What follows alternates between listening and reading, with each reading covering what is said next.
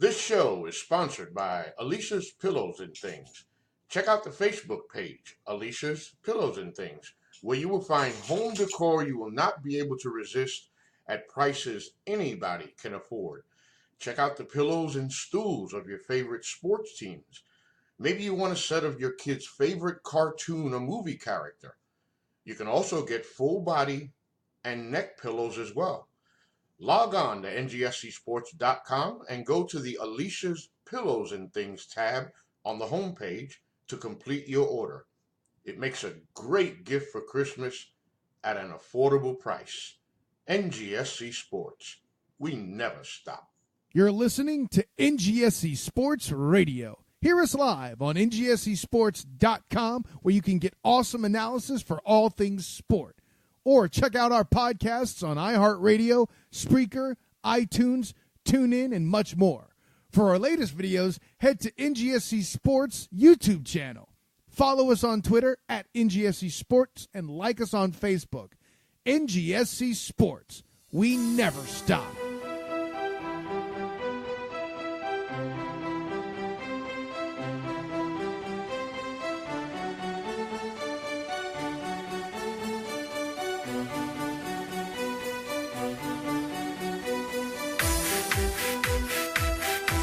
Everybody forgets Josie's super smart.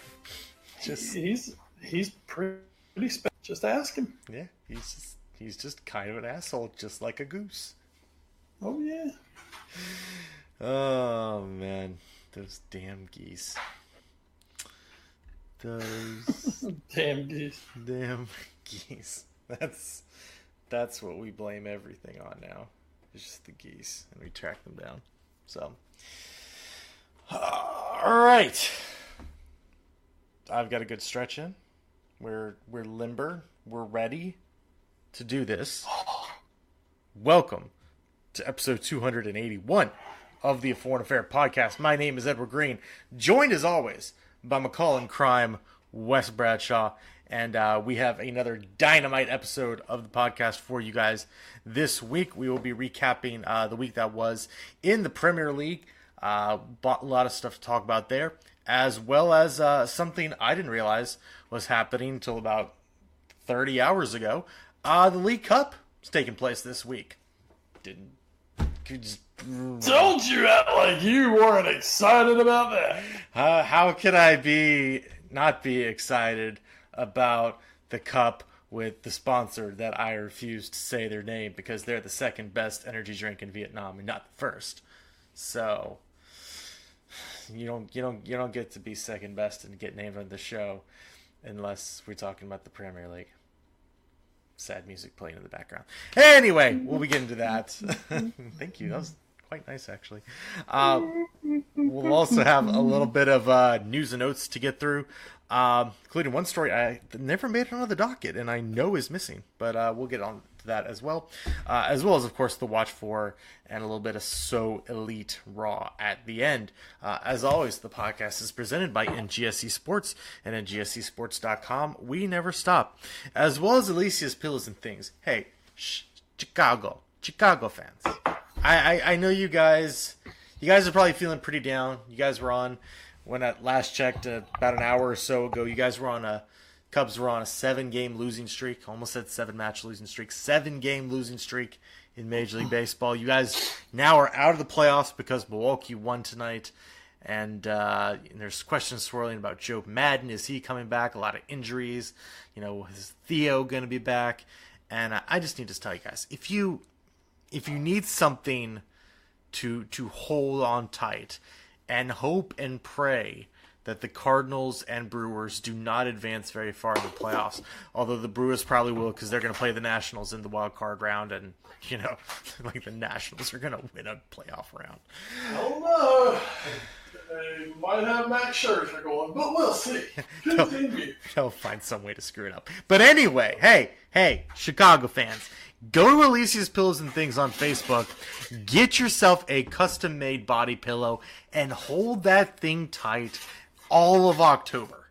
Because as we remember, Dane Cook famously said, there's only one October. And thankfully for Cubs fans, that's true. There is only one. And then it's done, and then you can start thinking about next year. So, if you're a Cubs Or fan... you can start thinking about the Bears. There you go, which I assume are doing well. Sure. Bears? I see Arlo tweeting about them on occasion. So, maybe they're doing okay. They don't suck. Interesting. So, hey, yeah, maybe if you're a Bears fan, hey, I'm sure Alicia's Bills and Things would love to get you started with that as well. So get yourself whatever kind of Chicago merchandise you want. Maybe it's Blackhawks. Maybe it's Bulls. Probably not White Sox. They Bulls? They're not. Bears? Yeah. How about does she have a Mike Ditka body pillow? George Wendt. So Now that's a body pillow I can get behind, a Mike Ditka body pillow. Oh, beautiful. Wherever you going, George Wendt. It's our time of need. It's very true. So, yeah, check it out, Alicia's Pillows and Things, for all your George Wendt. Maybe you can get a George Wendt body pillow. I'm not sure, but maybe you can make a special request. And check out Alicia's Pillows and Things on Facebook. That's an entirely different subgenre once you start getting into that. At least it's not anime, right, guys? So, again, check that out, Alicia's Pillows and Things on Facebook to get your sports. Hey, she does cartoons too, so maybe the Eastern cartoons can also be on there one day. So yeah, check that out. Good news about George Wendt. Yeah, still alive. Good for him. That's awesome. Oh my God! Do you realize his nephew is Jason Sudeikis? I'm sorry, what? Thank you, Google, for telling me everything. His sister is Jason Sudeikis' mom. Now we know why the former Spurs coach is quite hilarious. He's got Wendt blood in him. I think this just became the most interesting part of the podcast. My God, I don't see how anything can top this, to be honest. Sudeikis to Wendt. Wow. Eat your heart out, Kevin Bacon. Which means that which means that George Wendt is that much closer to have banged Olivia Wilde than all of us. It's true. Put together. Yeah. Yeah. Oh, Olivia Wilde's so hot. Excuse me. She's great. She was great on House. That's the show. So, hey, Premier League. Let's talk about that. Back from 10. Thanks, Alicia's Pillows and Things. Oh man, this is 6 degrees of banging Olivia Wilde. This is why we need readers. Yeah. We're not Tony Kornheiser. We can't do it. Also, by the way, just real quick, somebody I follow on Twitter had mentioned that she had done a call-in to an internet show today to talk about a particular video game that she works on, and so I was like, all right, I'll check it out on YouTube. And what do I see but 2 guys sitting behind a table holding up a telephone as she's calling in, holding up the cell phone to a microphone. And I'm like, we pioneered this. This is us. This is our legacy, Wes Bradshaw. We did this. You watched the all-new sports show? Oh man, I wanted to subtweet it, but I felt like it would come off as more dickish than I meant it to, because really that was just kind of nuts. So you think we're being dicks? We're not. We're just thanking you for carrying on our true legacy. Yeah, our legacy of being incredibly suboptimal. Yeah, that was I was baffled. I'm like, it's 2019. This Major League Vampire Jim Joyce. Oh God.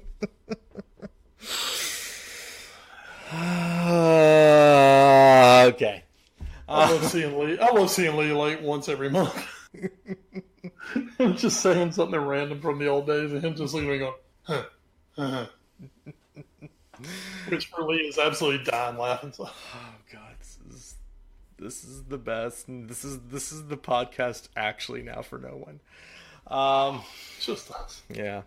So this is exactly what Jackie talks about. This is just you two talking for an hour and a half now. It's more or less. God, the truth. All right. Premier League. Things happened. Sheffield United beat Everton 2-0. That's great. Everton is in a spot of trouble. They've spent a lot of money and haven't really been getting results the past couple years. So, pretty much. Manchester City's death was greatly exaggerated, or however that quote goes, as they literally did the gif of stop, he's already dead from The Simpsons to Watford. Manchester City wins 8-0. Bernardo Silva, because got to make sure we get the right Silva, because next year David's going to be in MLS land.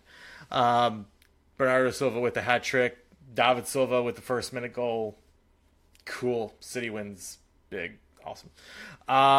This is a little bit of a surprise. Burnley beats Norwich 2-0 thanks to two Chris Wood goals that were just a few minutes apart, just about 15 minutes into the match. So they get a big win after Norwich had been kind of flying high after the City win. Newcastle and Brighton played to a 0-0 draw. It happened. Trust us, I think. No reports to the contrary. Crystal Palace and Wolves drew 1-1. Wolves making it a habit to draw games super late. Diogo Jota with the 95th minute goal there to prevent an own goal from Leander Dundunker from costing his team a point. Arsenal.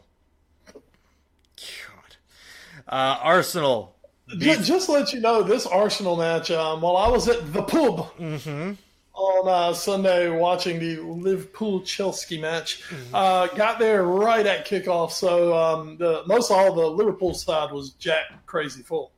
So I went over to the new side where we watched the final last year, and they had it on the surrounding TVs in there, but on the big TV, they actually had the Arsenal match for the little Arsenal support group in there. So that was the actual commentary I heard during the whole morning or the midday match was the Arsenal match, and the moaning of the Gunners around me. Wow, they're a special group. Yeah, that's Anyway, you may continue. That's really depressing. You also tweeted me, and I almost want to blame your tweet for what happened here. This is 100% my fault. Text, excuse me. This is a text, not a tweet. 100% my fault. I will take full blame for it. Aston Villa went up 2-1 on Arsenal in the 60th minute, thanks to Wesley with the goal in this one. An Arsenal who was down to 10 men for the entirety of the second half scored 2 goals in the final 10 minutes to beat Aston Villa. And we're at the point where there was a great article on The Athletic. Don't worry, we'll be pimping The Athletic more later in this show. About how, it's Arsenal finding wins even among the chaos, and how this chaos and winning coinciding cannot possibly last. And I have to agree, I don't see how this Arsenal comeback against Aston Villa sort of game is sustainable. Not with the back line they have. Maybe they caught some glimpses of who now to play in the League Cup today. We'll see. But yeah, this Arsenal team, hey, they got the win, but not great. Not great at all. So that was all those matches. Let's start real quick. We'll go in reverse order. Just 3 to talk about really tonight. Actually, I'll even do real quick the other one, and we can start with this one, I guess.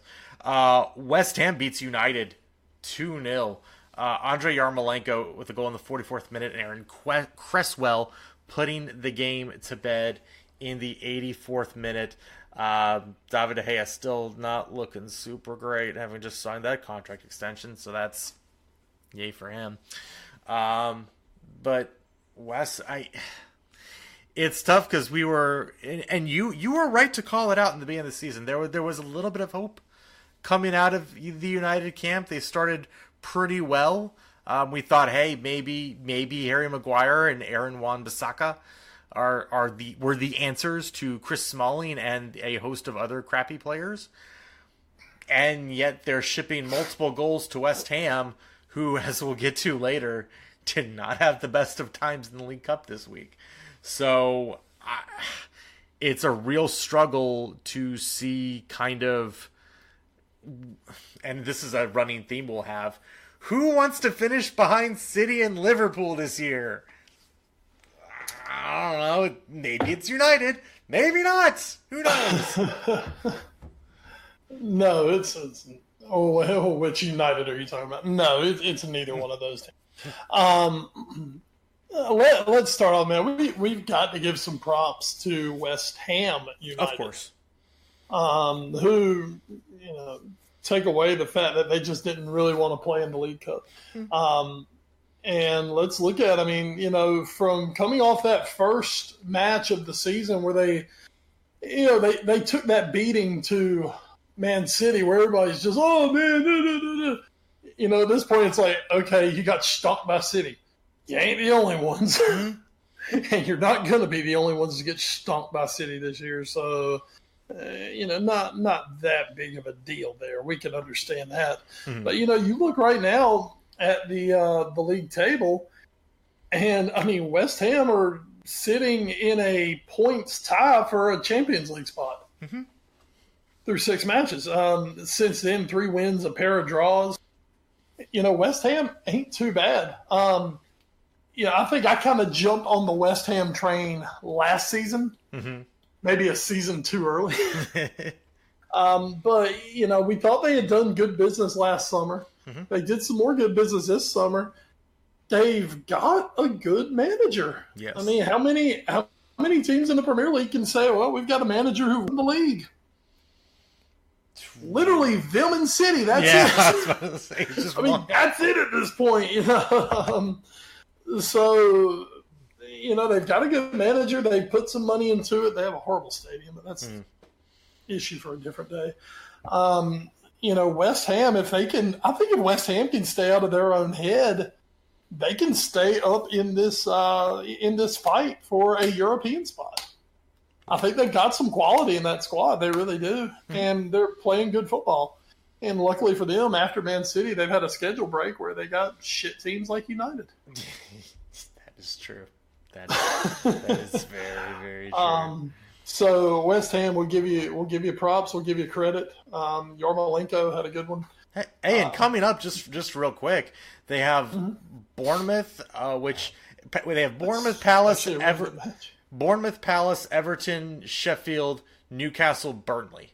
So basically, they have Bournemouth and Sheffield. Yeah, they have a very mid-table schedule coming up, and then it's Tottenham and Chelsea. But that's they by the time they get there, who knows what shape Chelsea are going to be in? That's true. So they have a definite chance to make some headway in the table. Yeah. So give West Ham lots of credit. But now for the reason we're really here. Oh, Manchester United. You are the gift that keeps on giving and giving and giving. And by giving, I mean shipping goals. Just another absolute lackluster performance from Manchester United. They have no striker. Yeah. They have no quality midfield. When, as much grief as Paul Pogba takes, when Paul Pogba's not in there, holy shit, they're bad. What happened to Marcus Rashford? Well, Marcus Rashford is not a number 9, and for some reason they're playing him number 9. Rashford is more of a second striker, more of a number 10. Kind of like, really, Rashford is more in like the Dybala mold. Okay. He's that guy who wants to play behind the striker. Rashford could come in and score 15, 20 goals a year, but to me, Rashford is not a lead the line. Well, look who they had. He's not a Lukaku or a Zlatan type striker. To me, if you're going to play Rashford like that, you almost need him in a lineup more like a Liverpool lineup, more like what Liverpool or Arsenal are doing. That's where I think Rashford could really succeed. But right now they're trying to play Rashford like a historical. What's the word I'm trying to say? More like a traditional striker. And that's not him, and that doesn't work. I just think Rashford's kind of in a shit team right now. And then to top it off, I think it's fair to say about Marcus Rashford, I think he got some of that English hype. Okay. I mean, he's English. He plays for Manchester United. He got off to a really good start. That immediately means that they want a savior of England, that England doesn't really need a savior at this point.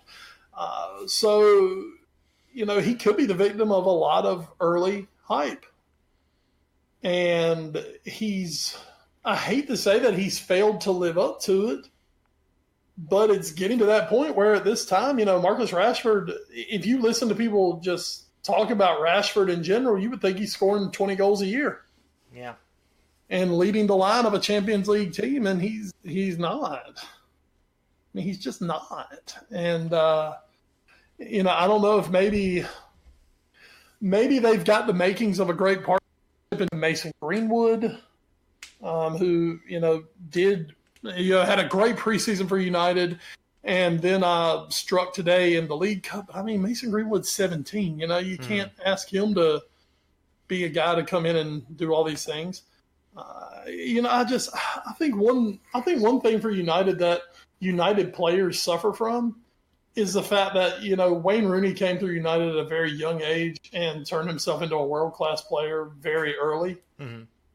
And everyone kind of, it's like other places. Everyone kind of catches the comparison to Wayne Rooney. And he's not. Wayne Rooney was special. Yeah. Rashford is really good, and I think has the potential to become even better. If properly played, if properly deployed. But right now, I just, with the United team and the turmoil they're in, with the pressure they're under, right now, I believe 21-year-old Marcus Rashford, I do not think is the answer of leading this line right now. Mm-hmm. But what else you got? I have no other choice right now. Yeah, you can't play Martial like that, so I don't. Yeah, I mean, Martial can't. Martial's a winger. Yeah, exactly. Martial's a winger, and he's hurt. So, it's... You play Fred up top. No, you don't play Fred. That's more what it is. Just to get it right, Rashford is 21. Rashford will be 22 on... he's a Halloween baby. Oh, okay.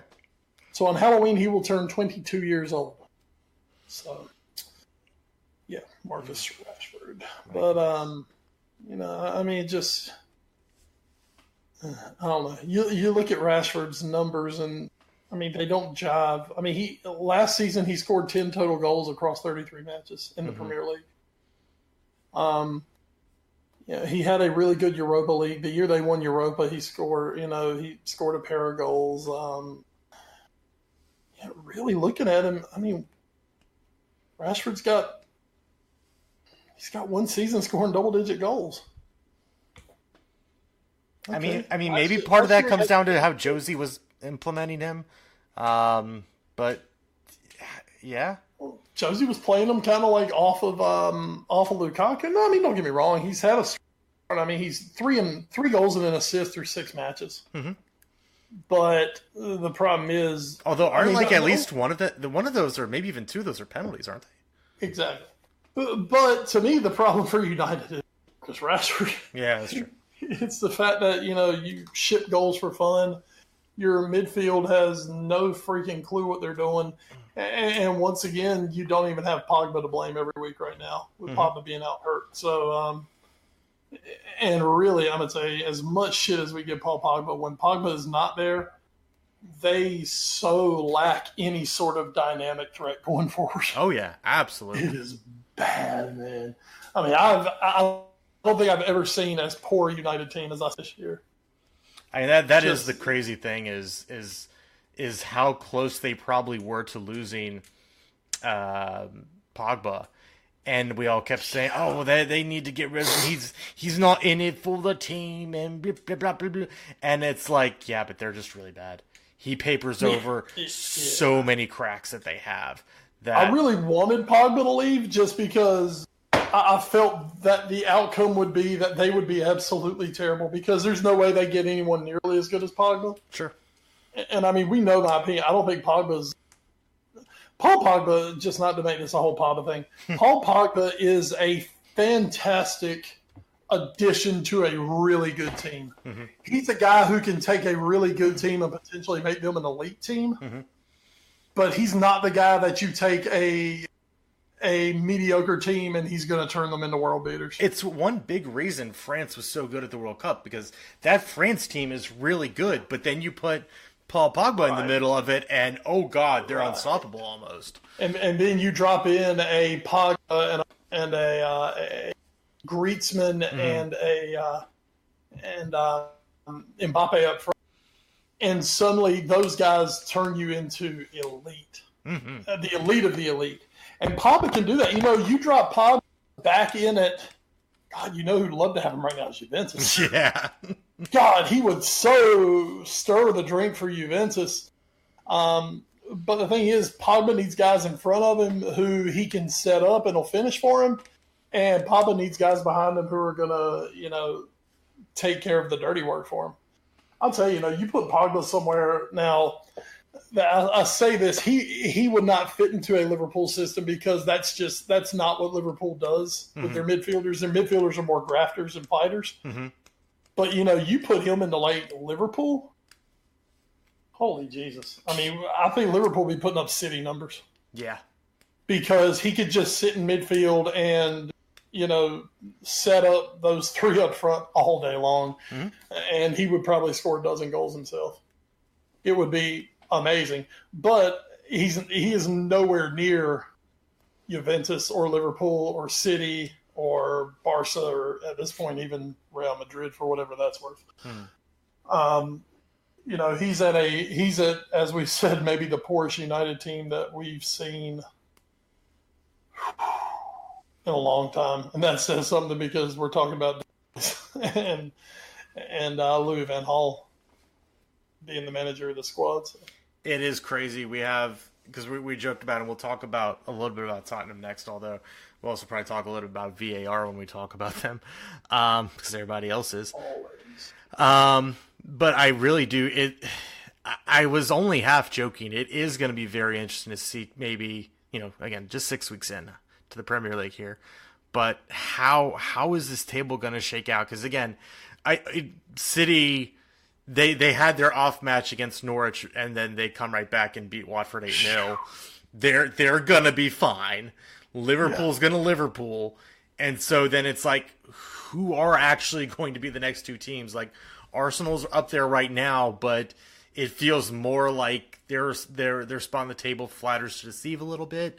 Tottenham needs to get their shit together. United even more so. Chelsea, hey, that youth revolution that Frank Lampard is just doing such a great job with. Maybe they have a chance the plucky young upstarts to sneak in there. Yep. It'd be nice if they could win a home match, which they still haven't done. It's absurd. I mean, granted, their last one was to Liverpool, but still, that's an absurd statistic. But it is going to be very interesting to this year, I think, to see. We talked, I think, in the preseason. Leicester could be that team to jump up into the top 6, and now it's like, hey, maybe they're a top 4 team with no European commitments. Maybe they're a top 4 club. And hey, when you get results like they did on the weekend, that helps.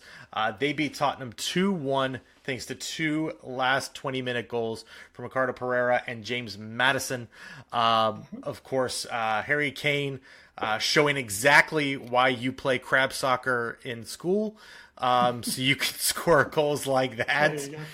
Just absurd goal at the half-hour mark in this match. And then at just about the hour mark, Tottenham... I was going to use the line, they thought they'd won it, but we've been at 2-0 leads with Tottenham this year, and, So they could have at least salvaged a draw. But hey, they thought Serge Aurier had put them up 2-0, and then it was...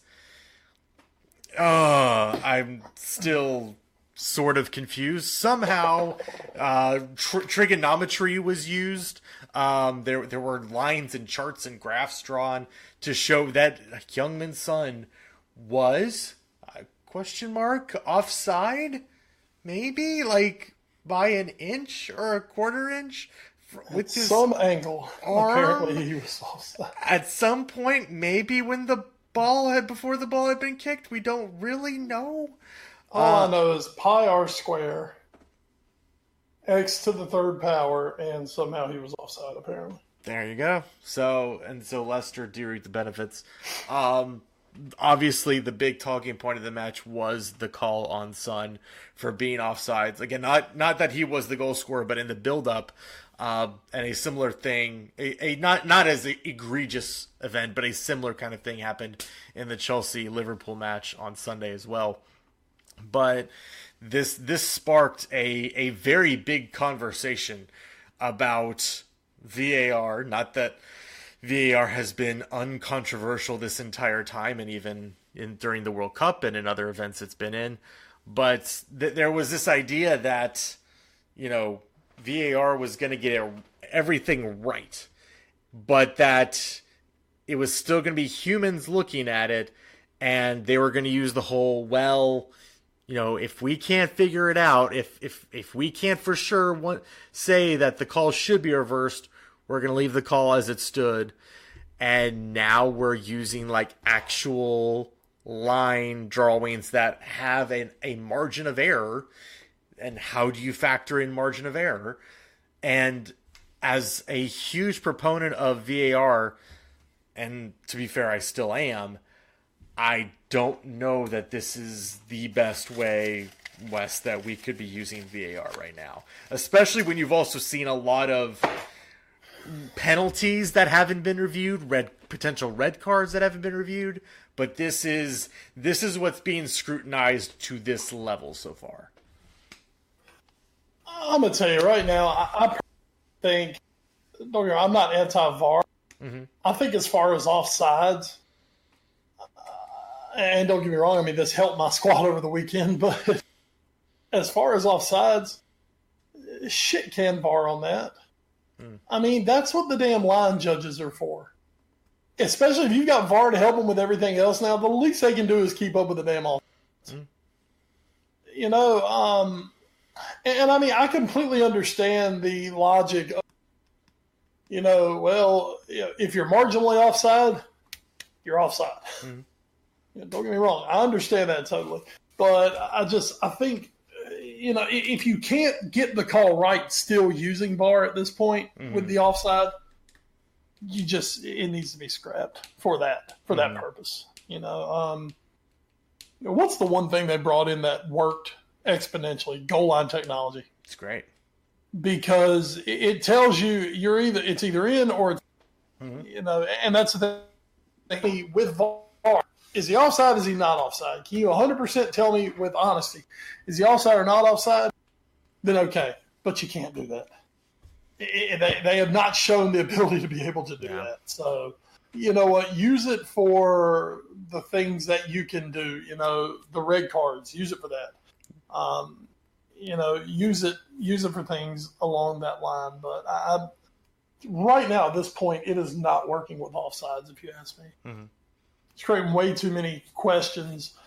And the thing is, VAR is supposed to take the right call, and you still can't give me the right damn call. Yeah, or at least one that can be widely agreed upon. I'm still not sure Son is offside. I can see the argument, but I can't. I'm not 100% saying that's the right call, and I can stare at the picture for 45 minutes.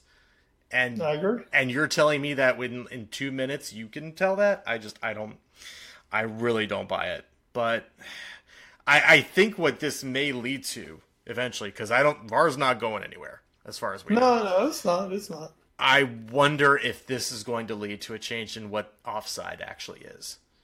And because there's been a lot of people claiming, it's fine the way it is. There's been a lot of people saying, make it where it's only for your foot or your head. If it's your arm, what does your arm give you as far as being able to play the ball since you can't use it?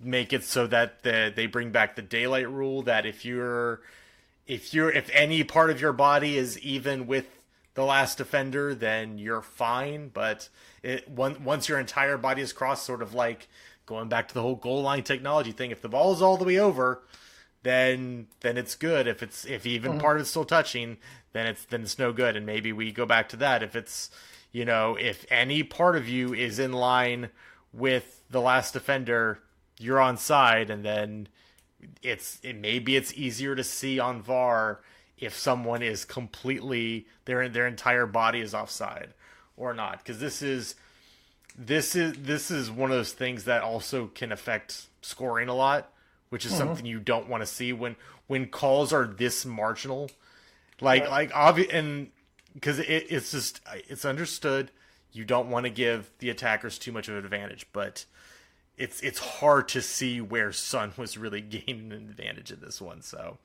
anyway, VAR is here.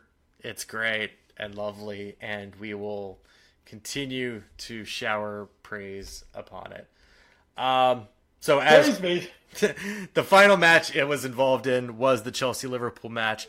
Liverpool comes out with a 2-1 victory thanks to 2 early goals from Trent, which is what he goes by now. From his friends call him Trent. Trentinho. As well as the other Ino, Roberto Firmino. I guess there's also Fabinho, and there was on the other side Jorginho. So all the Inos came out to play. He's the fake Ino. There you go. Liverpool doing a great job keeping him in check for parts of the game, but there were some times when Jorginho was able to get some space. But N'Golo Kante did bring Chelsea back in the 75th minute with just a great strike. Hey, best defender in the world. Also occasionally score the wonder goal. Just every once in a while, every 6-12 months, he'll pop one out. I will throw something to N'Golo Kante here. And I'll give Mourinho a little bit of credit here. We'll give not Mourinho. I'm sorry, Mourinho was gone when they got Kante, or was he not? It was Kante that got Kante. Okay, it was Kante. Okay, give it to Kante and give some love to Sarri too. When they got N'Golo Kante, he destroyer. He was a straight up defensive midfielder, and I've called it on here. I've said on the show before he was the best in the world at it. He has evolved as a player at Chelsea, where he is now. I mean, that dude is a complete midfielder.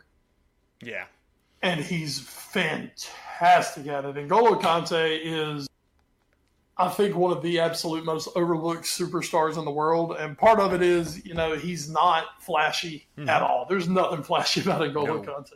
Not at all. If you stood next to him on the subway in London, I doubt most people would look twice at him. But that dude is he is spectacular all the way around. He has really become an great midfielder. And I mean, he showed it the other day in 2 matches against Liverpool this year. The Super Cup in Istanbul and this match, N'Golo Kante could put a claim in there to be the best player on the field in both of those matches. Pretty much the only reason Chelsea was in both of those matches was because of N'Golo Kante. Very, very, so very true. That guy is spectacular. And now they're the rumblings. We always got rumblings. Marca has. Anyway, apparently Thibaut Courtois and Eden Hazard are telling anyone who will listen to them at Real Madrid, N'Golo Kante needs to be the next guy that we sign because that is what we need here, and I'm not going to disagree with those two at all. That is definitely something where Real Madrid should be looking toward. We always joke about Real Madrid's such and such. Whenever somebody does something, like, oh, it's Real Madrid. Harry Kane. It's Real Madrid's Mo Salah. No, what really needs to happen though is Real Madrid's N'Golo Kante. That is a guy who would, I think, come right in and help get that team back on the right track. Absolutely. And he had a fantastic match against Liverpool. Once he got going, especially in the second half, he had all kinds of influence on that match. He sure did, and Chelsea almost came back, had a few chances late on. Of course, did have the goal just almost at the half-hour mark that was disallowed for Mason Mount. Which letter of the law was correctly called. Yes. So very, very tough, though, match for Chelsea. Again, they did have their chances in it, but Liverpool saw the result out and does get the 2-1 win and stays perfect on the Premier League season. And so that was just a huge win in what is easily, I believe, been Liverpool's biggest test so far of this Premier League campaign. Oh, absolutely agree with that. Breaking down Liverpool in this match. Liverpool were dominant for about 60 minutes and then had to hang on at the end. Mm-hmm. You could suddenly see that that fatigue set in, possibly from that really tough midweek Champions League match where, of course, they did lose to Napoli. Now you can say, well, Chelsea played. They absolutely. Who was it? Valencia. Mm-hmm. I mean, that's not quite the same as going to Italy to play Napoli in that kind of environment that Liverpool went and played in. It all seemed to start hitting Liverpool about those last 25, 30 minutes of the match. That said, the Trent goal off the free kick was stunning.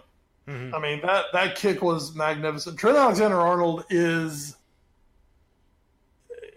if not the best right back in England, putting in a claim the best right back in his defending is starting to catch up a little bit with his attack, but find me a better attacking right back in the world, and I'll have something for you. You find me a better one than Trent Alexander-Arnold right now. I mean, set the record for assists a season ago, is back at it this year. A lot of people, when they talk about Trent coming up, they're like, yeah, he's great right back. You should see him play center mid. There are people around Merseyside who are like, I mean, if they'll put him in midfield, the guy will be the next Steven Gerrard. Mm-hmm. I mean, he is supposed to be just an absolutely fantastic midfielder. But the thing is, right now, it's like, well, field where we rotate guys. We play more of a hard-nosed midfield, or we can put you at right back, let you attack like a mad dog, and you can be considered maybe the best one in the world. And Trent is the nice thing about Trent Alexander-Arnold. He's 20 years old, and the guy just every year, every month, it seems like he's adding something to his game. And right now he's about as good at taking a free kick as anybody in England. Going down that right side, he is an absolute nightmare for defenders. He's big, he's fast as lightning. He puts an outstanding cross in. He is an extremely dangerous player for a position that for Liverpool, right back and left back for the last decade plus have just been a complete nightmare for Liverpool. To suddenly having, I'll say it, the best fullback duo in the world. Mm-hmm. Between him and Andy Robertson, I mean that's hard to argue that they've got the best right and left back combo in the world. I mean it's really turned into a point of strength, and the Jurgen Klopp system plays to those strengths. The other guy I just want to put a big spotlight on is the other center back, not Virgil van Dijk. Joel Matip has gone from afterthought to the first two names on the team sheet right now are Van Dijk. We saw him in the run to the European final last season. Every game it seemed like he got a little better. And this year coming in, it was like, well, but Gomez is going to back into his job back. And once Matip got his chance, I mean, he's put a stranglehold on that second center back position. I mean, Joe Gomez might be the best young defender in England, and he can't get into a starting lineup right now for Liverpool. Mm-hmm. You cannot take Joel Matip off the field right now if you're Liverpool Football Club. And suddenly we see him late in the match the other day. He's controlling the box and letting Van Dijk go explore where he needs to. And Van Dijk can now step out because, well, I got Joel Matip back there and I trust him explicitly. 3 huge-headed clearances late in that match when Chelsea were just trying to throw the ball in. Matip, bam, bam, bam, bam. Last year we laughed every week because what mazy run is Matip going to go on this week? What walkabout is Matip going to go on and leave exposed at the back? That seems to have gone out of his game. All he does now is just spray passes from the back and shut people down. Just been absolutely fantastic in the back, and he put in potentially a man of the match performance against Chelsea this past weekend. And those two, the left side of that defense, Van Dijk and Robertson, was the one that that's where they're solid defensively. And now here we are, 6 matches in the season. We're talking about Matip and Trent Alexander-Arnold and go, holy shit! Where do you go? Where do you get these guys at? Where do you get them? And that backup keeper that we bought about 3 days before the season started, he's turned out to be pretty good. I mean, can you imagine what the hell would happen right now? Oh, God. Jesus, with Mignolet back there. I don't even want to imagine it. Now it's like, oh, yeah, we got Adrian back there. We're cool. We're fine. And a guy who, was training by himself and, to suddenly walk off the street and win the Super Cup, and now he's 6 for 6 in the Premier League. I mean, it's been a crazy start, and he has not been a liability one bit. He's been fantastic between the sticks. His distribution's gotten better as the season's gone. Liverpool are they're strong the whole way through right now. They are. That's not me being Mr. Homer. They're just strong, man. I can't. I just wish that they would play City every week. That's really what the Premier League should just be at this point. That'd be fun. It's just just let them have a playoff every week. City. What we do is we just extend the season 1 week, and City and Liverpool just play a best of 39. Jeez. I wouldn't be saying they'd still probably finish ahead of everybody. Well, looking forward to that match, November 9th. Liverpool, Man City. At least right now, unless they move it for some reason. But right now, November 9th. And they will play that and go. Well, that'll probably be the last one because they'll play it to an international break. Yay! We played Genk earlier in that week, so I wouldn't be shocked if they moved that to a Sunday. They do that from time to time. Mm-hmm. But as of right now, it's Saturday, November 9th, and I'm off that weekend. Hey. Hooray! Hooray for Wes. Hooray for Wes, as he'll be taking in Liverpool right back in action as they are the very first match of this next weekend as they get things started off with Sheffield United at 7:30 from Bramall Lane.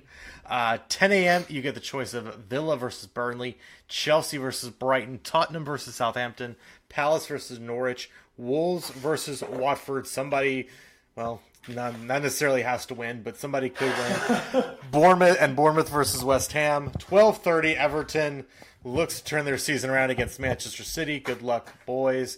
And then on Sunday, your only option is 11:30 Leicester versus Newcastle. And then on Monday Night Football on NBC Sports, actually a good Monday Night Football match. Good in quotation marks. Manchester United versus Arsenal at 3 p.m. on NBC Sports. Make sure you guys are watching that any way you can. That is legitimately a very big match this weekend. So there you go for that. As we take a look at the table, Liverpool still lead with 18 points. City are in second with 13, and with a plus 18 goal differential. 3 weeks. Oh, God. Leicester, Arsenal, and West Ham all have 11 points, and then Bournemouth are at 10. And then there's a host of people at 8 and 7. At the bottom of your heart, the relegation zone, Newcastle sit just outside with 5 points. Villa and Wolves are right inside with 4, and Watford sits at the bottom with 2. Again, Wolves and Watford, the only teams in the Premier League yet to register a win on the season. As we mentioned, the League Cup happened this week. Yay! League Whatever. Cup. All in on the League Cup. Mainly because it literally is just like... Yeah. The Liverpool kids and James Milner. It's like Grandpa Milliam. Remember when he was in the back? Oh, good days. Good days. I was playing before you were. Such boring play. Such boring play from boring James Milner. All right. Arsenal get past Nottingham Forest 5-0. In what was, I guess, the shock of the tournament. Still maybe kind of is. Colchester gets by Tottenham on penalties 4-3 after normal time ended 0-0. So Colchester gets the famous win at home there. Crawley Town, also from League Two, beats Stoke on penalties 5-3 after their regular time ended 1-1. Leicester gets past Luton. Southampton beats Pompey in a South Coast derby. Man City beats Preston North End 3-0. Everton beats Sheffield Wednesday 2-0. Watford gets past Swansea 2-1. Villa beats Brighton and Hove 3-1. Burton Albion beats Bournemouth. There's a bit of an upset as League One side Burton gets the win 2-0. Chelsea pounds Grimsby Town 7-1. Liverpool with the kids, they get the 2-0 victory over MK Dons. No miracle run for them this year in the League Cup. Oxford United beats West Ham. This is maybe... I feel like I'm going to sound like a homer. I think this is the most shocking result of the round as League One side Oxford United destroys West Ham 4-0 in Oxford. Also, Sunderland beats Sheffield United 1-0. Remember Sunderland, everybody? Yeah, they're in League One right now, and they beat Sheffield United 1-0. Wolves squeak past Reading on penalties, as does United, who give up a late goal to Rockdale. And almost got knocked out, but they do, again, survive on penalties, which West does set up some rather enjoyable matches in the next round. Oh, boy. Now things get good. Everton versus Watford is a match. City gets Southampton because, hey, that road for City to another League Cup's got to be easy. And because, you know what, we let Liverpool league team... That's enough for you boys. There you go.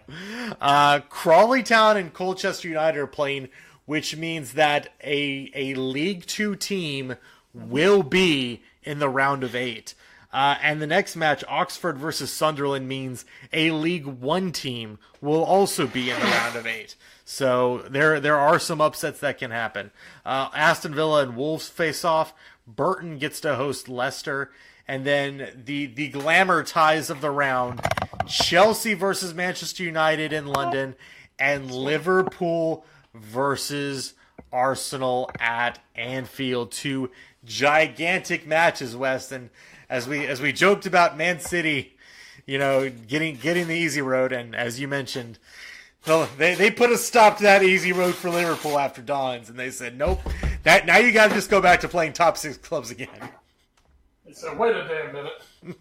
What do you mean you won a match in the League Cup? Nope. Another Premier League team. But I'm going to tell you, I'm going to break down and tell you this. Mm-hmm. Paid my $4.99 to get my ESPN. Not too bad. No. I mean, I watched the Liverpool match and I watched the match. So, you know what? It was just fine and dandy. I have to see when the next one is. I believe I might still have my ESPN Plus by then. We'll see. October 30th. Damn it, it'll have to roll over. But anyway, I'm going to tell you, in all honesty, to me, it felt like a really low-pressure match today. Because, if we'd gone out, okay, it's not the end of the world. It would suck. It would have sucked just based on the whole, guy. What's wrong? But, we have a really exciting crop of players coming through at Liverpool that we're super stoked about. And today we got to see a bunch of them. We finally got to see the first team debut of Rhea Brewster. Mm-hmm. Attack, we got the 16-year-old Harvey Elliott in making his Liverpool debut. Kevin Kelleher made his first team debut. Herbie Kane came off the bench, made his first team debut. I like saying debut, by the way, in case you haven't noticed. Kajana Hoiver, however they say his name. I say Uver myself. He came and scored his first goal in the first team. It was a really exciting day. Curtis Jones had a good game. Sepp Vandenberg came in, the big red-headed Dutchman. It, two things in this world I don't care for, gingers and Dutchmen, and this guy's both, but I love him because he's wearing my color red.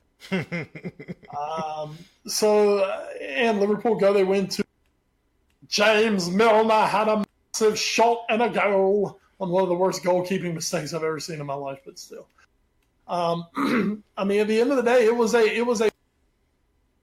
And you know what? We're going to turn around. We're going to play Arsenal in the fourth round. You know what I hope we do again? I hope he runs out nearly the exact same team. Yeah. I want to see the young guys play. This is a good tournament for them. This is a no-pressure tournament for Liverpool. We obviously have much bigger fish to fry than the League Cup this year. Keep going as long as you can. Play the kids. It was a good match for the Ox to get some time. Adam Lallana played a full. Naby Keita came back today. This was what I wanted to see. Harvey Elliott. Holy shit. Did you see some of the Harvey Elliott highlights from? I did not. Go when you get a chance. Go check out my Twitter. I reposted one that he had earlier. Oh, maybe I did. Maybe I did see that. Yeah. Where he just about dropped that ball. Well, he should have headed it in for would have been assist of the season already for Liverpool. Harvey Elliott looked so comfortable walking out there today. I mean, this kid is 16 years old and just looks like, I would have zero problem having him on my bench. Rhian Brewster, it was good to finally see him in the first team where, he's one that had the bad injury, missed basically a year and a half with an ACL tear, and just has a lot of hype, a lot of promise around him. Won the Golden Boot at the 2017 World Cup, where it was, I believe, him and Jadon Sancho and that group that won that World Cup. He was kind of the most highly thought of out of players. So that's one we're really looking forward to. But it was really fun to get to see the youngsters play today and go out and play really without a ton of pressure and go get a victory for Liverpool. And I'm looking forward. That's the only thing I'm looking forward to a League Cup run is, well, as long as we're in the League Cup, just keep playing the kids. Play them and let them go. Kevin Kelleher in goal, the Irishman, he looked really good today. He looked strong, had some nice saves. Go at it. You know who looked really crappy? Who? Dejan Lovren. Oh, not best center back in the world, Dejan Lovren. Oh, Degsy. That said, he wasn't total crap. It's just he looks like he hasn't had a run out, and he has. This is the kind of match. This is where Lovren's going to play. Barring injuries, this is where Lovren's going to play. It's just what it is at this point. This is where Lovren's playing. He's not getting ahead of Matip. He's not getting ahead of Gomez if they're all healthy. So, this is where you play him. And we played him and Joe Gomez today. Gomez had some really nice moments. So I was absolutely thrilled to see that match today and thrilled to see us move on just for that fact. Because, especially I sent you the thing with our bench. There was no Salah, no Mane, no. Basically, everybody on the bench doesn't even make the bench for Premier League matches. Yeah. There was no first teamers really even near today, other than, really Milner, Gomez, Lovren, Lallana, Naby Keita back, and Oxlade-Chamberlain. Other than that, it was youngsters all around the place, and it was great. Oh. And Grandpa Millie having a so boring. I'll have a Rabena and a cup of tea tonight, lads. So boring, Mr. Milner, but that's okay. That's why we love you. I'll work on the cross stitch. Oh well, that'll do it for our match talk of the week. The Europa League happened last week too. We didn't talk about it. It's fine. Don't worry about it. Hey, let's Arsenal United won. It can't be that important. That's true. Arsenal, our United won late too. So anyway, we're not going to talk about it. Who cares? Let's hit the news and notes real quick. There's a great article right now from Matt Slater on The Athletic. Again, Mr. Athletic, please drip some of your sponsorship dollars on us. We know you have the money coming in from all that funding and investment and subscriber bucks. If you would like to you guys would just give me a free subscription, that's all. Honestly, I would say that too. So just remember, when you punch in, go to theathletic.com/AFA pod and get your 50% subscription today. I wish I could say that. So please, Athletic, please let me do it. Hey, go to the article. I believe it came out actually last week. Let me just check the day real quick. No, it's 2 days ago. Racism is getting worse in Italy, not better. It's time to be very, very heavy-handed. Yes, the title is, as Wes kind of alluded to with his giggle, a bit of a no-duh. But still, it's something we've talked about on this podcast, and it's a very big story over there. So, as always, very well-written article on The Athletic. Go check it out. And we joked about, people like, Lukaku being the United rejects that are going over to Italy. But again, that's another person who's having to deal with this sort of thing over in Italy, as many Premier League players who've ventured over there, who are a darker skin shade, have had to deal with, unfortunately. One we are going to talk about that from The Athletic that we'll actually break down a little bit. And this is a big one. This was an exclusive from them, also by Matt Slater. 10-minute concussion subs will be introduced in football. And this is amazing. The IFAB is putting this through, and they're going to basically allow you to have a substitute that will not count against your three potentially. If somebody has a concussion from your team, there will be a player allowed to enter the pitch and play for them as they're going through concussion protocol for up to 10 minutes without counting as a sub. And then at that point, at 10 minutes, you can either leave that person on as the substitute, and then they will count as one of your three subs, or the player who was going through concussion protocol can come back on, and the player who was in can come back off the pitch. So this is a very big deal. We've seen very scary things happen in soccer. We saw it in the World Cup a couple times back in 2014 in Brazil that really started getting the ball rolling on this. But this is a huge thing. It's something that's been bandied about. Do you give them a fourth sub for this? What do you do? And it looks like 10 minutes to try and see if a person is truly fit to get back on the pitch, instead of having to hustle them up and say, hey, we gotta go, because otherwise we're playing down to 10 men. To be able to give them 10 minutes to see if they can get better or not, and to have a sub to be able to use like that in the interim, so you're not playing down a man because unfortunately a person is having to deal with concussion-like symptoms, is just such a forward-thinking move, and hopefully one that will not be abused. I did see some comments saying that maybe there's a chance for abuse. I don't think it'll happen, and I think that if somebody gets found out to be doing that, I think they will be penalized very swiftly for that. But this is, Wes, I think just such a great change to the game, and a much needed one as well. I agree. Much like that other league that we deride quite frequently, the National Football League. That one. Concussions have to be taken more seriously this day and age. Yeah. It's not like the old days where you get your bell rung, just shake it off and go play. We've now got years of science where we're finding out about CTE. We're, finding out the long-term effects of these concussions. And I think football, as well as all the sports, they're doing a better job. We'll give it to them. They're doing a better job of trying to take care of their players when it comes to this. If for no other reason that, they realize that if they don't do their part of it, that there's going to be shit coming back on them years down the line. Yeah.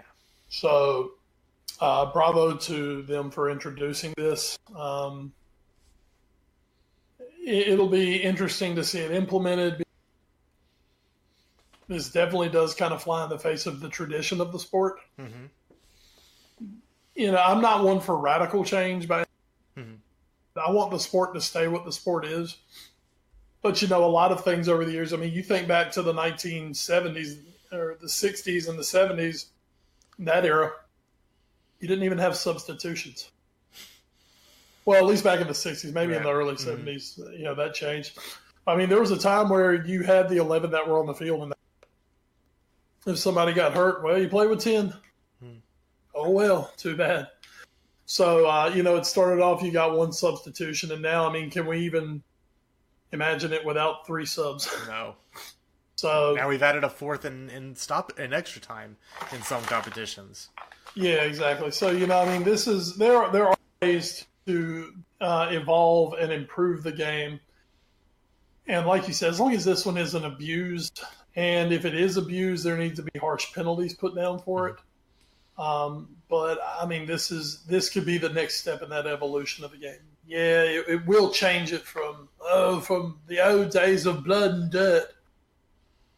But things have to evolve at times, and this is one that it's time for.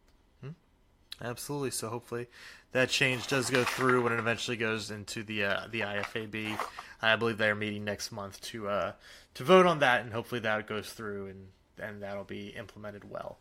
FIFA Executive Committee also did some stuff. This was a story that didn't actually get in the rundown. They named the sites for the next couple Champions League finals. 2021 will be in St. Petersburg. 2022 it'll be at the Allianz in Munich, and 2023 football's coming home. It's played in Wembley. The 2020. I thought it was in Wembley. It was an all German. Oh boy. 2021 the Europa League final will be in Sevilla. And the 2021 Super Cup will be in Belfast. So, hey. All I can say is it's really nice of Europa to put the game in a place that people have heard of. That's true. It's very important. Oh, thank you, Astana. Instead of like Krakatoa style. Yeah. They also made some changes briefly to the Nations League that are kind of weird and not super clear, but those happen. The big news, though, that came out of the FIFA Exco, as they call it. Hey, Wes, let me ask you a question. How do you feel about the Champions League? Love the Champions League. That's the greatest competition in the world. Hey, that's pretty great. What do you think about the Europa League? Hold on, let me look at my press release. I think the Europa League is just super duper nifty. I don't hate Europa, but it's definitely a major step down.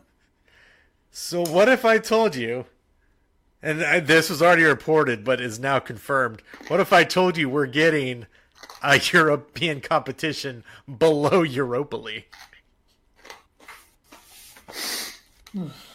Ed, I live near a town called Zebulon. Yes, you do. Well, there's a baseball team called the Carolina Muddy. You've been to many games. I've been to many games. Mm-hmm. They play in what's called Single A. Yes. It's fun for a night out with the family. Mm-hmm. Don't really watch a lot of the baseball because it's subpar to any other baseball there is. Mm-hmm. You know what? My Europa watching right now is semifinals and the finals. Mm-hmm. I can't really find something much below that I'm going to watch. It's the CBI of European football, ladies and gentlemen. East Carolina won that. No, we won something worse than the CBI. I think. I can't remember. CIT, I think. Anyway, yeah. So so that's what you're going to get when you watch the Europa Conference League. That's what it's going to be called, ladies and gentlemen. It's going to have 32 teams, and some teams are also going to come from what was Europa. And, Europa's getting reduced, looks like, from, I think, 48 to 32. So those teams will go even lower. Hey, it'll be It would be great. Teams from leagues outside the top 15 would qualify for Europa Conference League, and the winner of the tournament will qualify for the following season's Europa League. So that's pretty great. As UEFA President Alexander Seferin said, the new UEFA club competition makes UEFA's club competitions more inclusive than ever before.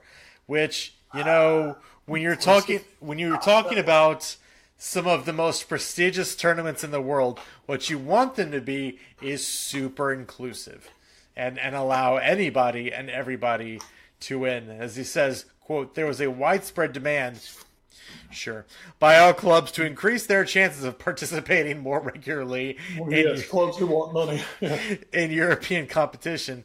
This has been achieved with a strategic approach and in accordance with UEFA's objective of having both more quality, and more inclusivity in our club competitions. Wes is actually dying over this. I'm literally choking. I have 2 comments ready. Just tell me when I can. Please, go ahead. You said the word strategic. The only strategy I can think about, famous Will Ferrell parody of George W. Bush when he used the word strategery. That's what I was thinking too. It's brilliant. And then, of course, this news was, news of this was greatly greeted on Merseyside because Everton finally has a chance to see Europe. Oh, this tournament's garbage, and it's going to be so crap. Oh, I might not watch a little bit of it, considering I can't hardly find Europa. Point. Who's going to get this contract? CBS Sports? I mean, I would guess it would get roped into you know what, really? Bleacher Report should put these games on for free. No. There's no way they'll do that. I know they won't, but that's what they should do, because there's no reason anybody should have to pay to watch this garbage. Like, you're asking me to pay to watch Europa League. You want me to pay for watch something worse than Europa League? No, it's not happening. No, it's very prestigious and all inclusive. Yeah, excuse me. God, it's not like the UN, which is another organization that is quite unprestigious at this point. So. Oh man, hey, Earth 2 would have something to say about that. I bet Greta would. Can we make Greta the commissioner of Europa Conference? Sure. Done. Where do I sign? She is very unhappy with the progress. Hey, you know what? If Greta Thunberg will stare off at Johnny Infante. Hey, you know what? If that's what it takes to kick FIFA's ass into gear, Greta, this is your new life's mission. I know you want to do the environment, and that's great. Keep doing it. But at some point, you need to set those laser eyes onto FIFA and get their asses into shape. That is now your destiny. Greta, if you'll take a timeout from being one, be another. You can be our political pawn. Please destroy people. Please.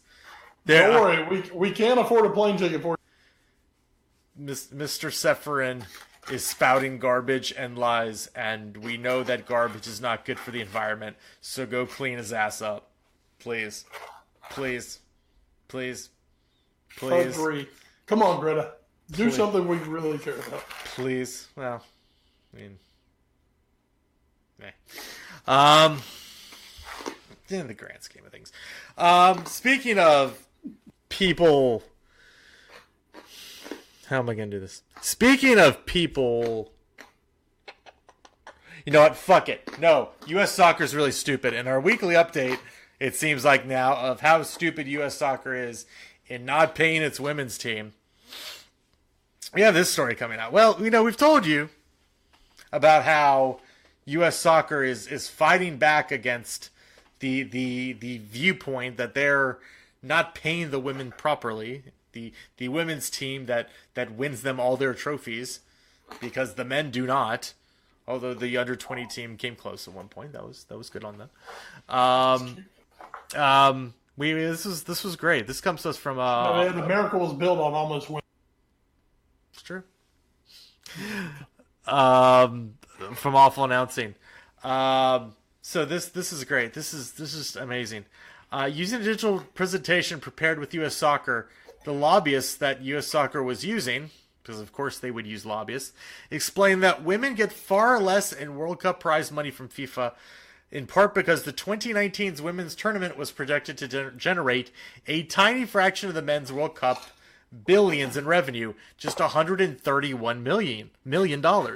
The lobbying was part of what a U.S. Soccer spokesman at the time called an effort to make sure lawmakers have, quote, accurate information and factual numbers, end quote, about the Federation's support for women's soccer. There's just one problem with that revenue figure. It's wrong. The revenue number actually was an expense. It came from a very confusing FIFA financial report that was misreported by Forbes.com. Shocking that Forbes would misreport something. I know. Shocking that FIFA would have a confusing monetary report. All of this is just absolutely shocking. So yeah, because somebody looked at this and they were like, okay, doesn't make any sense. It really doesn't, because they saw what the men's one made. So this was from the Wall Street Journal report. They saw that the 2018 Men's World Cup generated nearly $5.4 billion in total revenue, but about $3 billion of that came from the sales of broadcast rights. So they were like, how could possibly, with us doing similar broadcast deals, how could you possibly be making revenue at like 1/20th of what the men were? That doesn't sound right at all. And it's true. And they were super wrong.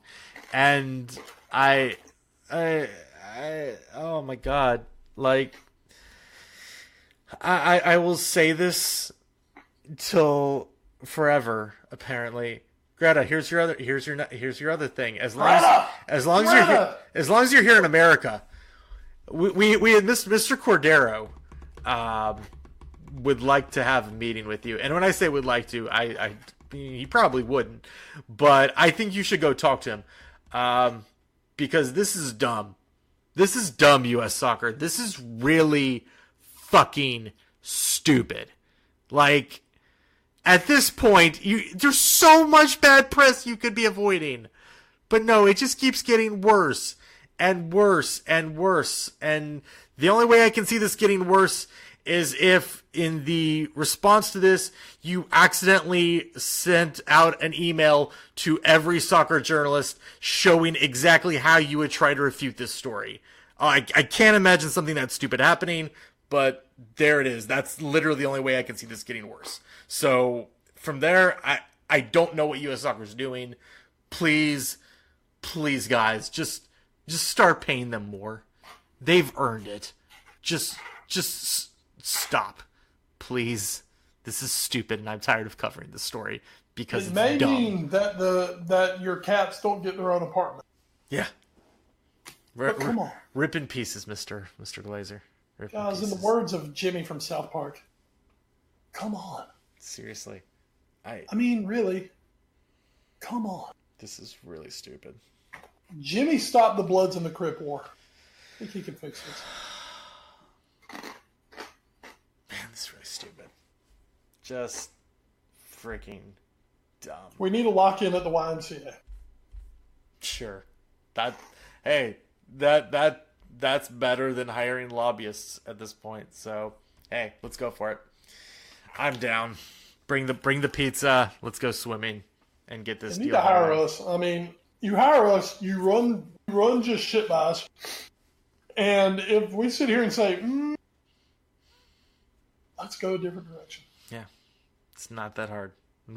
We'll take much less than what you should be paying the women. So. Because we're invested, but we're not overly invested. So if it sounds like a horrible idea to us, you should probably avoid that idea. In the words of, oh God, what's her name? From Parks and Rec, the political consultant lady. Oh God, I can see her and I can't think of her name. Oh, I know. I'll have to cut this out. Yeah, we'll probably leave it in. But in one of her memorable quotes, she told Leslie, you have to trust me because, and listen to me very closely, I don't care enough about you to lie to you. And that's exactly how I feel about U.S. soccer. I don't care enough about you to lie to you and tell you something's good when it's not. And that was Jennifer Barkley. Yes, Jen Barkley. Jen Barkley. If you say one more word, you will literally owe me $1,000. And she was actually Bobby Newport's campaign manager. Oh, yes, she was Bobby Newport's, and then the robot guy that Ben did the report for the campaign for, and then the guy in Florida. Oh, it's great. Oh, Catherine Hahn is magnificent. She's amazing. And then, of course, she also has Charles Boyle's refrigerated semen, so that's good. Charles Boyle. Oh, Charles Boyle. It's a great show. It's so funny. And I promise we'll get to the watch for it. This is actually a great way to do it. My girlfriend and I watch a guy on YouTube who likes to play through Mario Maker levels. And very wholesome guy.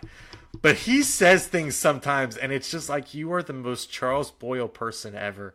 Like, do you not hear what you're saying? Like, he's like, guys, just always remember, when in doubt, go down. I'm like, do you really hear what you're saying, right? And it's like you can tell, like, he's just saying take the lower pathway on the level, but it's like, and there's no like look of recognition on his face that what he just said is the biggest double entendre ever. But it's like, dude, are you really not hearing this? Help me, I've gone full Boyle. Really?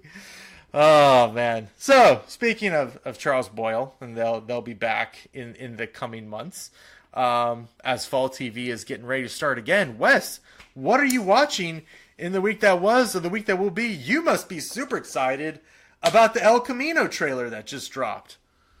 I am, but here's my thing. Mm-hmm. Since I haven't made it all the way through breaking, I'm like refusing to watch it. Good call, yeah. So, but yeah, I'm schedule of getting to through all of Breaking Bad by the time El Camino comes, a few days behind schedule. So I'm trying to pick that up and keep pushing through. I'm about midway through season 3 right now. Oh boy, 6 seasons or 5? I think it's 5. Okay. So I guess I'm about halfway through the series right now. Okay. Man. No one knew. It's a really good series. Wow. I mean, why didn't more people talk about it while it was on? Next, I hear tell of some underground show called The Sopranos. What? I don't know. I heard that ended bad. Don't worry about that. I'm Wes Bradshaw, and I vain pop culture. I'm amazing. No, I haven't been watching that. I have not started it yet, but American Horror Story is into week 2. Oh yeah, I saw that. Is back. God, there's so much good stuff on right now. I'm just with my day-to-day schedule, work and life at the moment. Mm-hmm. It may truly be November. I can sit down and really start catching up on stuff. Well then. But it's all good. It's all good. Some big news. Seinfeld is Netflix, which really makes my life, because sometimes I just want to watch some damn Seinfeld, and now I get to all the time, which is just going to be great. Saw a few movies this week. Got some movies coming out I'm excited about. Mm-hmm. We'll hit a few of those in a second, but this week, Ed, saw Downton Abbey. Oh, yes. Oh, Mrs. Padmore, Lady Edith, Mr. Carlson. The King and the Queen came. It was lovely. What a night. What an evening at Downton. Oh, gracious. I swear. I looked over and I thought I saw Roger Bennett. Would have been magnificent. Absolutely. What's to see this week? I saw, the ultimate, I'm going to throw you a bone here. Ultimate date movie. Are you ready? I'm ready. Rambo Last Blood. Sure, okay. That is if your date is like you're just out for that last blood. Now let's take a quick moment to remember that the movie First Blood, the first time we ever met John, was a very good movie. it was a good movie. It hit on some big social issues at the time about, not fitting back into society. It really touched some things. Even Rambo 2, when we were starting to get into more of the shoot 'em up, we touched on the POW crisis of POWs being left behind in Vietnam. There was stuff there. Okay, Rambo 3, we went to Afghanistan. We fought the communists. Yeah, communists. After that, it's kind of getting a little... Rambo 4, a lot of shooting. Don't really know what the back of that was. In the Rambo 5, we tackled human trafficking. Oh. Sexual slavery, things like that. And basically, Rambo has just evolved into finding to kill people now. And we're doing it gruesomely, and we're going to say fuck about 4 times. When do we start thinking that Rambo is actually the bad guy? Well, no. I mean, let's put it this way. Rambo was definitely not the villain of this movie. Is he? No, because the bad, they were ultra bad. Okay. They were a little comically over bad at times. This movie's being called an ultra like gore fest. Oh boy. Yeah, and there was one disturbing media where they said Rambo paints human traffickers in a bad light. No, there's no bad light for human traffickers. They're human traffickers. That's bad all around. There's nothing redeeming.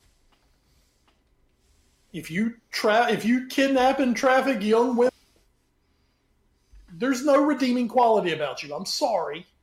Mm-hmm. So I couldn't really agree with that one. I mean, let's put it this way. These guys got their desserts. It was just a little overboard at times. So yeah, take your date. Take your 80-year-old mother. Make her think she's going to see Downton Abbey. She will be surprised. Oh boy. She'll be surprised. In the coming out mode, a big movie we might coming up in the next month because I believe we're both in to see this. Joker starts next week.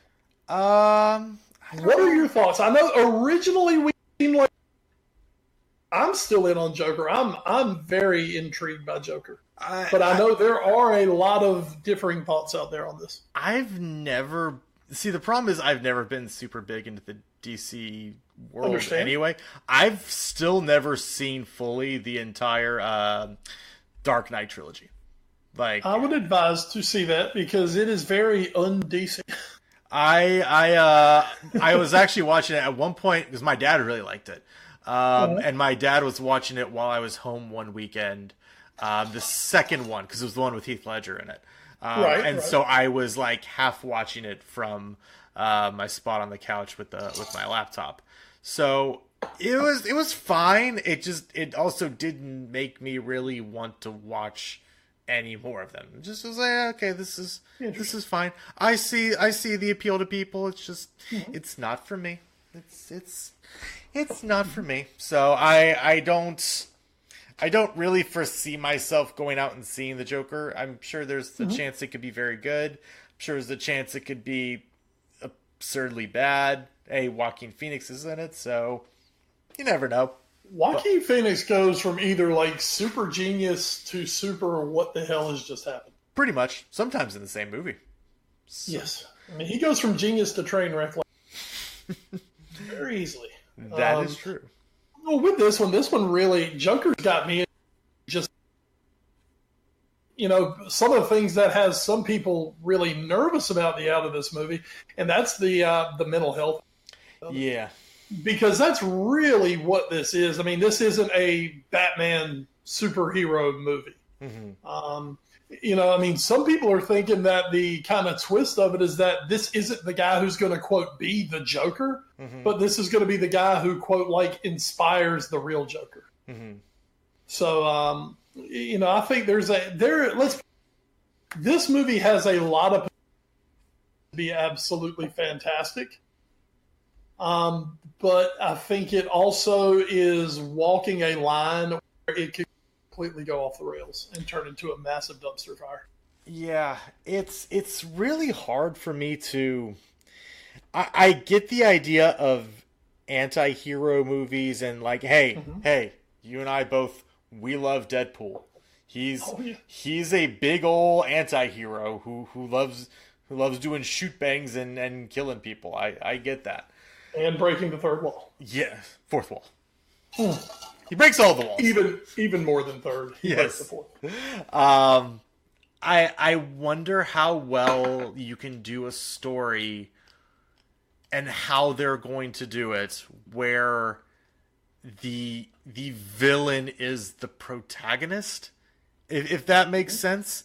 Like I feel like I'm generally going into a story I'm supposed to sympathize or care about the character that is the focus of the story, and I don't know how you do that with the Joker. Like maybe you make him, I don't know. I'm very.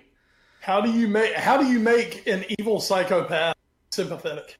Yeah, because like, hey, we've seen Thanos in Infinity War.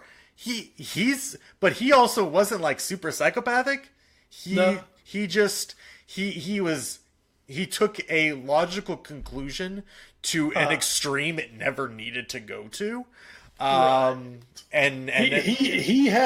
he was more like a just Thanos was, as in Thanos had Thanos had like a dogma. Yes. And it was like, okay, this is what needs to happen, and I don't see where I'm doing anything wrong at all. Right. It's like, this is, I'm doing the right thing. You may not like the way I'm doing it. Where the Joker that we know, I mean, like the Joker from The Dark Knight, well, I know everything I'm doing is wrong. I enjoy it. And that's my gimmick, is I'm just here to chaos and fuck with people. Right. So it's really hard. I would not mind. I feel like I wouldn't mind a story that is where the Joker is the antagonist. And that's why the Joker is probably one of the best DC villains, is because he's a very interesting and compelling character. I just don't know if he should be. And I don't know. I've never seen it, and I haven't really read up a lot about it. I don't know how you make that person the main character of your movie. That's where I'm like, because the Joker shouldn't be sympathetic. Like, he can be understandable. He should not be sympathetic.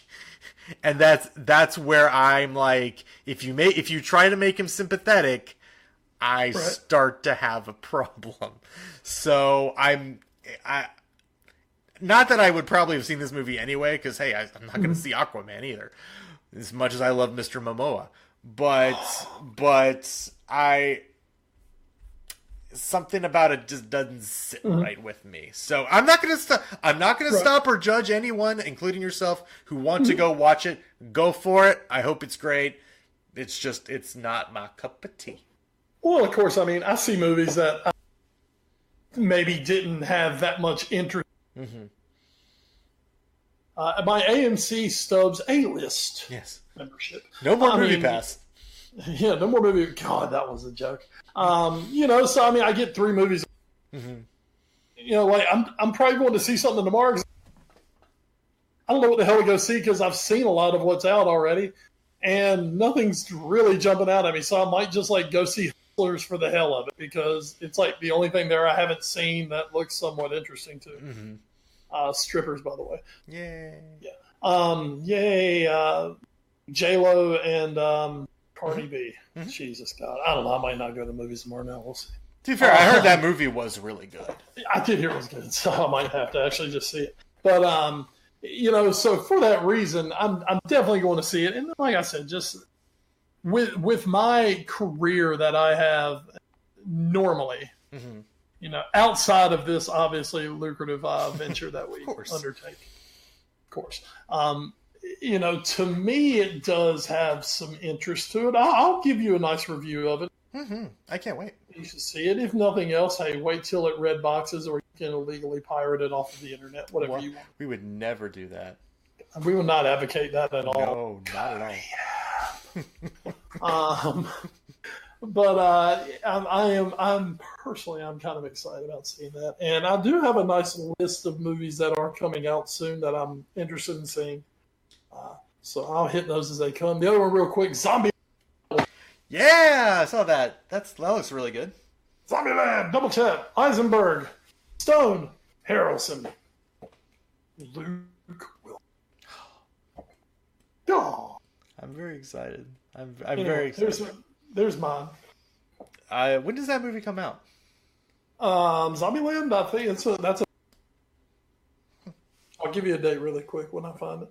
All right. Well, while you find that date, I gotta do October 18th. Hey, that's pretty good. Is that a Saturday? Well, no, everything comes out on a Friday. Officially. It's the week after Friday. To the mountains. Weird. Yeah. Okay. I'm gonna work that weekend, but I'll hit it sooner or later. Nice. All right, so there you go. That's that. Like I said last week, I'm getting ready for fall TV to start, and we have big shows coming. Superstore, The Good Place, and Sunnyside all premiering their new seasons, including Sunnyside being its series premiere tonight at 9:30 on NBC. The Good Place starts its final season at 9, and Superstore kicks off at 8. So big stuff there. Still waiting on some other shows to come back, including Brooklyn Nine-Nine. We need the 9-9 back in the live. So 9-9. So that'll be a lot of fun when they come back. But fall TV is set to make its glorious return. And speaking of glorious returns, Wes, next Friday starts the return of SmackDown to network television. Yes? No? No? Well, I mean, when you say television, I mean, it's been on USA. Before that, it was on, like, ESPN or something. So it's going to Fox, right? Yeah. Okay, yeah, network television. Nailed it. Got it. Let's get So Elite Raw. Okay. Alrighty then. Just time-wise, I didn't get a chance to catch this week. So in-ring, don't have much to talk about. But, as you said, big debuts coming up. Coming up soon. NXT just tonight had their second week of live television, which is just, I mean, that's been huge. Apparently they did really well on that. As you said, next Friday, October the 4th, that will be SmackDown Live debuting on Fox. That is the big piece of that massive payout that Fox is giving to WWE. Definitely something to look forward to. But to me, even more exciting than that, next Wednesday night, I will try to catch some of it before we do the show and report on it. AEW Dynamite debut on TNT. 2-hour show, and they have set the card for the opening. You'll give me just a moment. I will find that. Card, but it does have definitely some interesting matches. They've already first match on AEW television is going to feature Cody Rhodes. Of course, Cody Rhodes, one of the absolute top guys he's one of the owners of helped start the company. So he is going to debut the company. We're going to have an AEW Women's Championship match, Nyla Rose versus they are going to be battling for the vacant title, so one of them will become the first ever women's champion on AEW. That match will be on opening TV. The one that I think has everyone the most excited, Kenny Omega and the Young Bucks are taking on Chris Jericho and 2 mystery partners. Ooh. That's about as hot a feud as there is right now on AEW. Jericho is the AEW champion. Kenny Omega and the Young Bucks and Cody Rhodes pretty much run the company. And when I say own, it's actually owned by the family. Tony Khan, Shad Khan. Of course, Shad Khan still owns Fulham. Mm-hmm. And, of course, owns some NFL team. Basically, the Jacksonville Jaguars with the greatest NFL shoe at the moment. Bortles! Oh, no, Bortles is so gone. It's the Gardner Minshew. Seen anything about Gardner Minshew? Maybe on Facebook, anything? No idea who that is. Gardner Minshew is a freaking legend. He dresses like a 70s porn actor. Has a glorious, glorious porn mustache. Is a former East Carolina quarterback of all.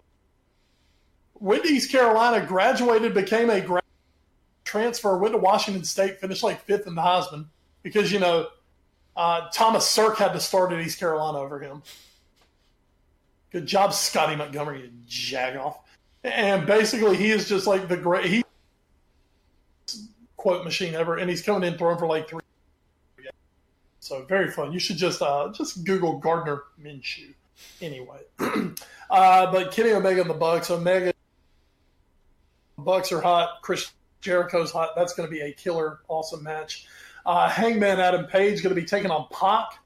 Pac, formerly known as Adrian. God, I've forgotten who he was. Adrian Neville. He was Neville in WWE. Neville. Was the NXT champion for like a year. Was really, really good.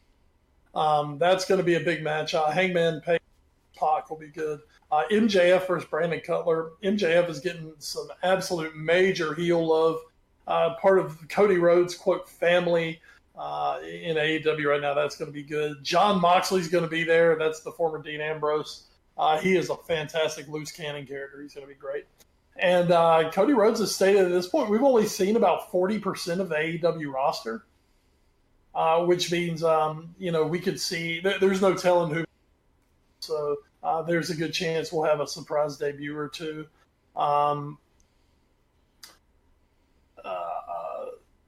The big putting around is sign CM Punk. But that has not been confirmed by anyone. And CM Punk's like, I told you assholes, I'm not coming back to wrestling. So, we'll see. That would be the ultimate, is if CM Punk showed up. But that's going to be October. And then October 4th, SmackDown Live debuts. It'll be the NXT on television. Folks, I'll tell you, this is what I've been waiting for. This could be the revolution of wrestling to come back. Because now you've got NXT and you've got AEW coming to television. This could be big. I'm excited. I hope going forward, So Elite back to some of its former luster that we had on here when I actually watched the product. I don't know if I can pull off. That would be 3, 5, 7. I don't think I can watch 8 hours. Oof. Sorry. That's rough. But I will do what I can. I will do what I can. Folks at home who love So Elite Raw, or at least used to love So Elite Raw, or as it used to be known, So Raw. Yeah. I'm going to try, folks. I promise you I'm going to try.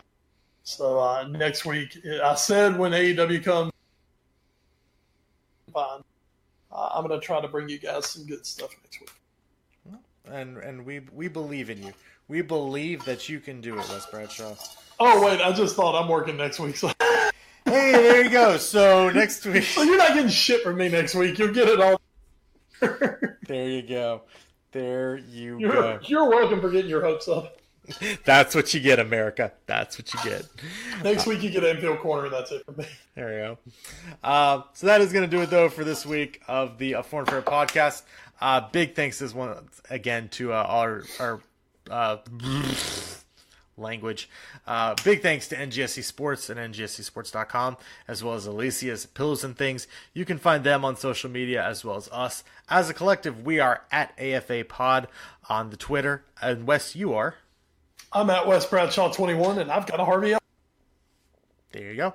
I'm at Edward Green. You can also find us on Facebook, Instagram, and YouTube via our parent show, The All New Sports Show. You can email us at allnewsportshow@gmail.com. Thanks to our podcast providers, including Podbean.com, Stitcher, Spreaker, iHeartRadio, the TuneIn Radio app, Google Play Music, and the iTunes Music Store. So as Wes mentioned, we will be back sort of next week, where Wes will be bringing us Anfield Corner, and I will be recapping this week in Premier League action. But until then, Wes, before we get out of here, anything else you'd like to add?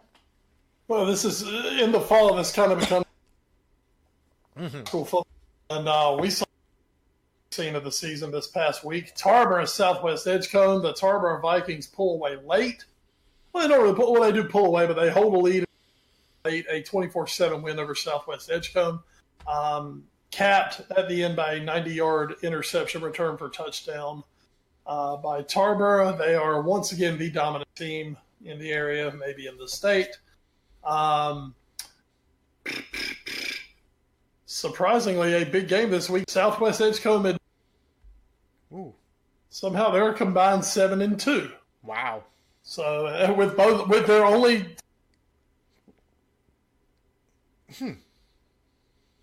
So other than that, other than playing juggernaut that is the Tarboro Vikings, they're undefeated. So looking forward to a good game there. So of course I have Mass Central. Of course.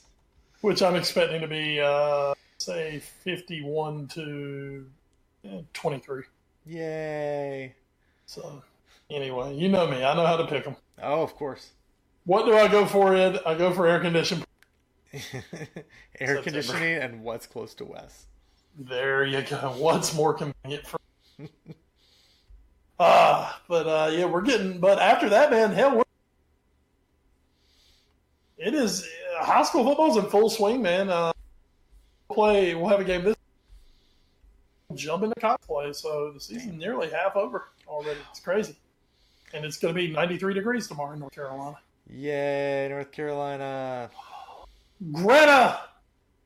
Why is it so damn hot? I was just thinking that I think it was last week. I was like looking at the weather. I was like, oh yeah, we're starting to hit like mid to low 80s. Yeah, this is good. This is good. This is exactly what it should be. And it's like, no, just kidding. It was in the 70s. You remember it was in the 70s for like a week? Yeah. That was great. I have the chart. The 13 seasons of North Carolina, that was false fall. And now we're into second summer. Oh. After second summer, we get apparently real fall. Oh, cool. Yeah. And then we get winter, fall, spring, second winter, then the pollinating comes, and then the mudding, and then spring. Oh. I love North Carolina weather. It's the best. Yeah, I'll have to send you that list so you know where we are. Well, while you do that, I will bid the rest of our listeners adieu for the episode 281 of the A Foreign Affair podcast. He's Wes Bradshaw. I'm Edward Green. Thanks so much for joining us here, everyone. And as always, going into this weekend, stay safe and enjoy the football. And good night, Tottenham Hotspur. I know somewhere you guys have a win in. I know it. I believe in you. We got it, boys. We got it. Sure. We're at home, maybe. So it'll be fine. Good point. That'll help. Yeah. We don't lose at home.